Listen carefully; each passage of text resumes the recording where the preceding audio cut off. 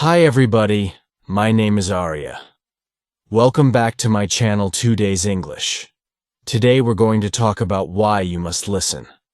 Let's get started. Identify objects around you in English. The first way to stop translating in your head is to identify the objects around you in your target language. So if you're studying English, that means you look at the objects around the room. Look at the things in your life. Don't think of them in your native language first. Think of them in your target language first. So, if I look around the room, I see a computer. I shouldn't think my native language word. I should think my target language word. Start with the items and the situations in your everyday life. If I say computer in English, maybe I should say computer in Japanese. I should say not, I don't know, water in English. I should say omizu in Japanese. So start associating the words in your target language with your everyday life now. So, if you're studying English, that means start getting familiar with the things in your everyday life in English. Repeat phrases you hear native speakers use. Tip number 2 is to repeat the phrases that you hear native speakers use. So, if you're watching this channel, for example, or you're watching a TV show or a movie, listen for the way that native speakers make those phrases. If you hear a phrase you have never heard before, or you hear an interesting combination of words, try to repeat them yourself. Don't just listen. Try to say them yourself. If you're in a public space and it's difficult for you to do that, fine. Practice in a place where you feel more comfortable. Maybe if you have some private space to practice, just repeat them. Get your mouth used to saying the words the way that native speakers do. So, if you never actually say words, if you're only taking in, if you're only listening and you're not actually producing the language, it's kind of hard to practice and to really hone your pronunciation, to improve your pronunciation. So when you listen to native speakers, try to repeat after them. So, for example, if you're studying English, you can try to repeat after this video. You can repeat after the things I'm saying because maybe I'm using an expression, or I'm using a series of vocabulary words together the way a native speaker would. And it's maybe a good idea to try to practice the ways that native speakers put their words together. So, try to repeat after native speakers, especially when you're looking at media. And you can do this when you're reading books, too. You can try to read out loud interesting lines of books that you find, or something that maybe is difficult for you. Very nice practice tip. Make a situation where you can't escape into your native language. Make a situation where you can't escape into your native language essentially means immerse yourself. Of course, going to that country or going to a place where you can speak only that language is very difficult for some of you. Totally understand. But if in your life you can create a situation in your library, in your room, in your house, somewhere, for just an hour, or, I don't know, maybe a day, I don't know what your schedule is like. But if you can create a situation or create an environment where you have no choice but to use that language and you cannot escape, meaning you cannot go back to using your native language as a crutch. You can't use the native language at all. It forces you to use the language that you're studying. So, of course, if you are lucky enough to live in the country or to live in a place where people speak the language you're studying, great. But you have to go out and interact with people. You have to put yourself in a place where you have no choice but to speak. It's very hard, and it's very scary, and it's very embarrassing at first. But if you take time to find places and to make environments that are comfortable for you, where you feel comfortable making mistakes and asking questions, it's very valuable for your learning process. This is actually something that I did. I totally did this. My Japanese wasn't very good for a long time, But then I started making friends who could not speak English. Actually, I just did this through finding hobbies. There was a hobby that I had. I joined a group. I joined actually a school to where I could learn how to do that hobby, and everything was taught only in Japanese. The people in my class only spoke Japanese, mostly.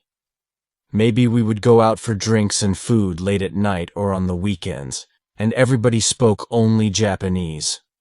If I couldn't communicate even simply in Japanese, I had no hope of keeping that friendship together. So, it forced me to study. It forced me to think about the words they were using and to try to learn those words, those patterns, as well as how to produce them naturally myself. So, I was learning the vocabulary words that people around me were using and learning how to apply them on my own. That was only possible because I had no escape in those situations. So, try to do that even if you can do it yourself in your house. It's super helpful, I think. Watch TV and movies in your target language without subtitles.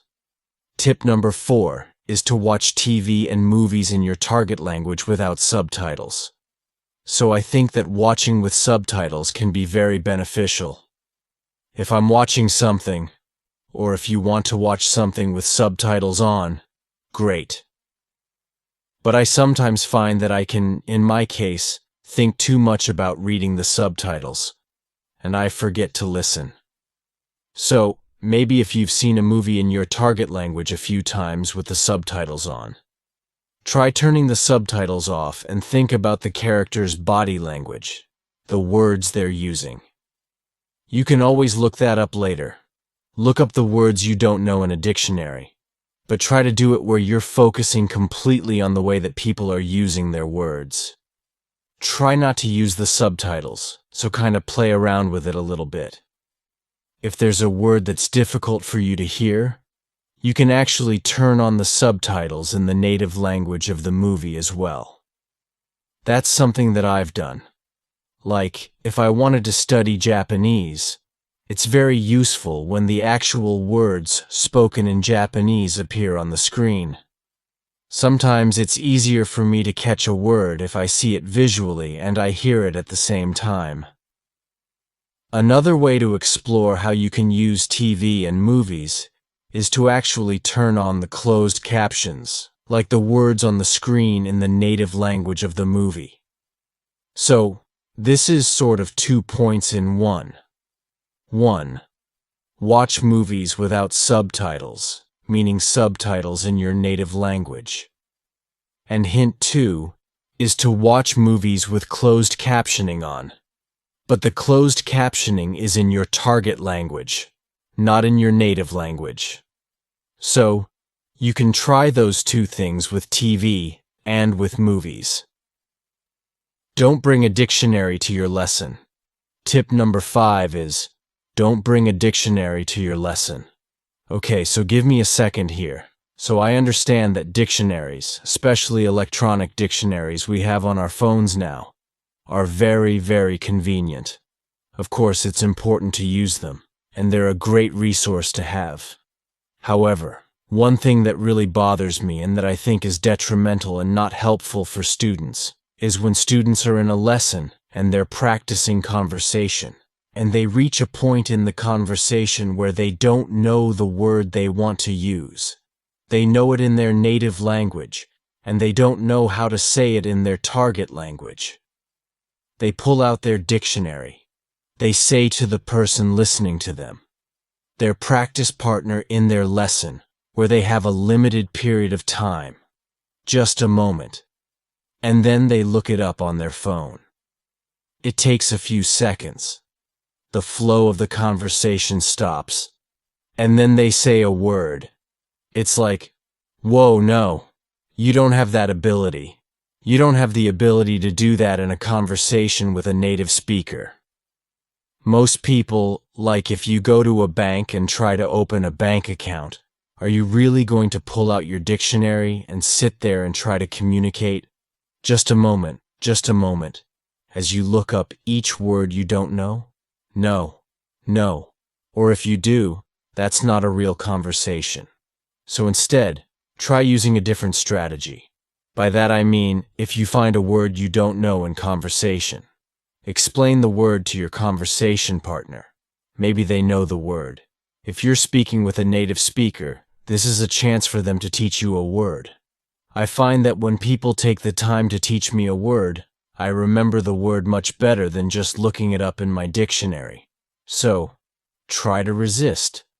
Maybe you can bring a dictionary to your lesson, but don't use it or try not to use it in your conversation practice.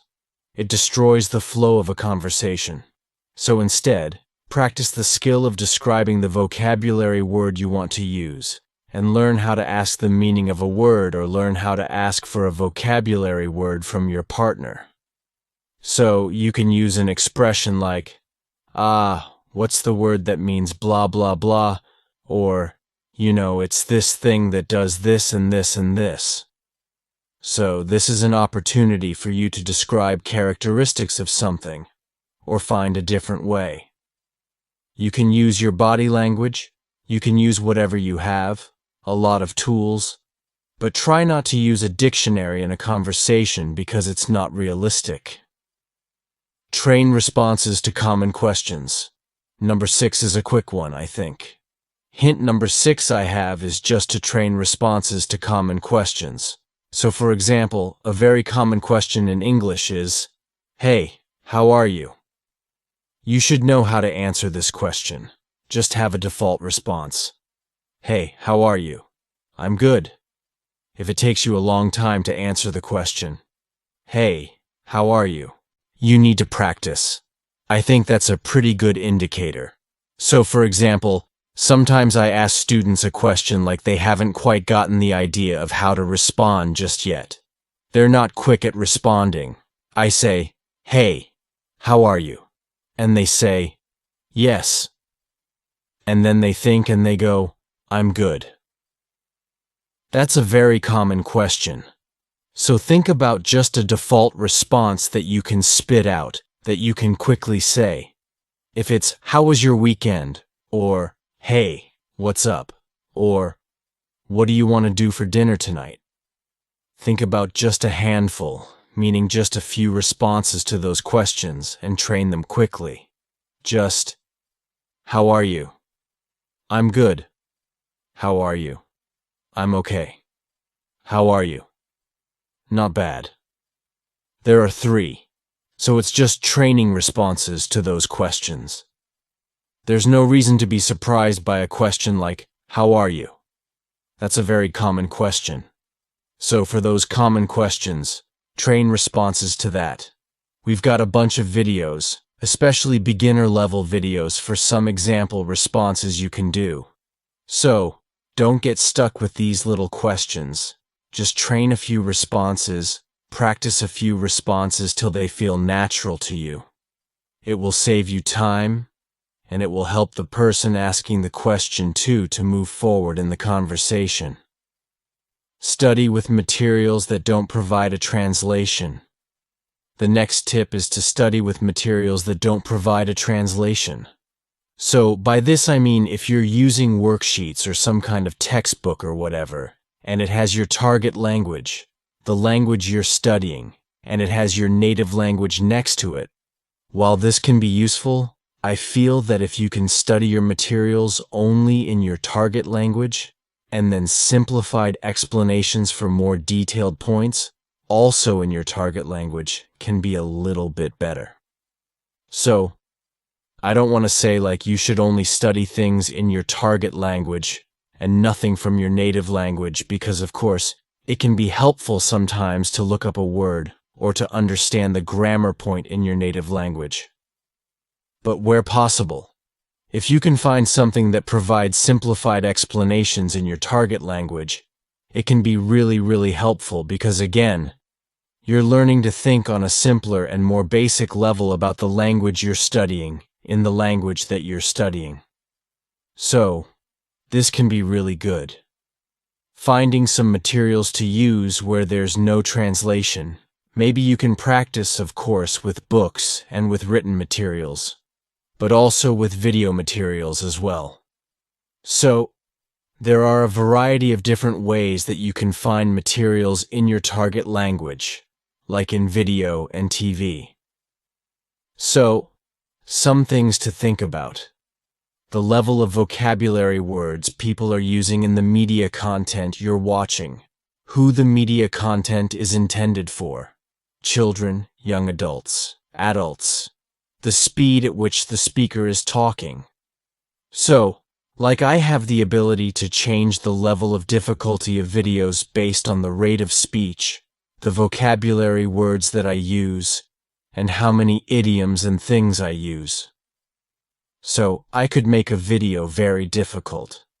We could make like a very difficult video series by leveling up our vocabulary use or by speaking very quickly. Or, as you might see in our English in 3 minutes series, we can also use very simple vocabulary and speak at a low rate of speech.